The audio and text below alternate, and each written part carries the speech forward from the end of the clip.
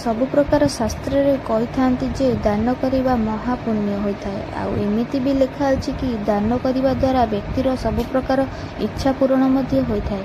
ଏହା ସହ ଭଗବାନଙ୍କର ଆଶୀର୍ବାଦ ମଧ୍ୟ ପ୍ରାପ୍ତ ହୋଇଥାଏ। ଆମେମାନେ କିନ୍ତୁ ଅନେକ ସମୟରେ ଏମିତି କିଛି ବସ୍ତୁ ଦାନ କରିଥାଉ ଯାହାଦ୍ୱାରା ଲାଭ ବଦଳରେ କ୍ଷତି ଅଧିକ ହୋଇଥାଏ। ଶାସ୍ତ୍ରରେ ଏମିତି କିଛି ବସ୍ତୁ ବିଷୟରେ କୁହାଯାଇଛି ଯାହାକୁ ଦାନ କରିବା ଉଚିତ ନୁହେଁ। ଆଜି ଆମେ ଜାଣିବା କେଉଁ ଜିନିଷ ଭୁଲରେ ବି ଦାନ କରିବା ଉଚିତ ନୁହେଁ। ମୁନିଆ ବସ୍ତୁ।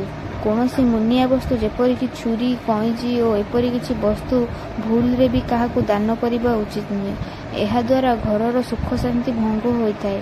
ମୁନିଆ ବସ୍ତୁଗୁଡ଼ିକ ଦାନ କରିବା ଦ୍ୱାରା ପରିବାରର କ୍ଷତି ହେବା ସହ ଧନହାନି ହୋଇଥାଏ। ତେଣୁ ଭୁଲରେ ବି ମୁନିଆ ବସ୍ତୁ କେବେ ବି କାହାକୁ ଦାନ କରିବା ଉଚିତ ନୁହେଁ। ତେଲ। ଆମେ ସବୁ ଜାଣିଛୁ ଯେଉଁ ବ୍ୟକ୍ତିଙ୍କ କୁଣ୍ଡଳୀରେ ଶନି ଗ୍ରହଙ୍କ ଦଶା ଥାଏ ସେମାନେ ତେଲ ଦାନ କରିବା ଉଚିତ। ଏହା ଅତ୍ୟନ୍ତ ଶୁଭପ୍ରଦ ହୋଇଥାଏ। ଯଦି ତେଲ ଖରାପ ହୋଇ ଯାଇଥାଏ ତେବେ ଭୁଲରେ ବି କାହାକୁ ଦାନ କରିବା ଉଚିତ ନୁହେଁ। ଏମିତି କରିଲେ ଭଲ ବଦଳରେ ଖରାପ ହୋଇଥାଏ। ପ୍ଲାଷ୍ଟିକ ବା ଷ୍ଟିଲ୍ ବସ୍ତୁ। ଶାସ୍ତ୍ର ଅନୁଯାୟୀ ପ୍ଲାଷ୍ଟିକ ବା ଷ୍ଟିଲ୍ ବସ୍ତୁର ଦାନ କରିବା କେବେ ବି ଠିକ୍ ନୁହେଁ। ଏହାଦ୍ୱାରା ସୁଖ ସମୃଦ୍ଧିରେ ବାଧା ଆସିଥାଏ। ଯଦି ପ୍ଲାଷ୍ଟିକ ବସ୍ତୁ ଦାନ କରନ୍ତି ତେବେ ବ୍ୟବସାୟରେ ବି କୁପ୍ରଭାବ ପଡ଼ିଥାଏ। ଏହା ସହ ଧନ ବୃଦ୍ଧି ହେବାର ବାଧା ଆସିଥାଏ।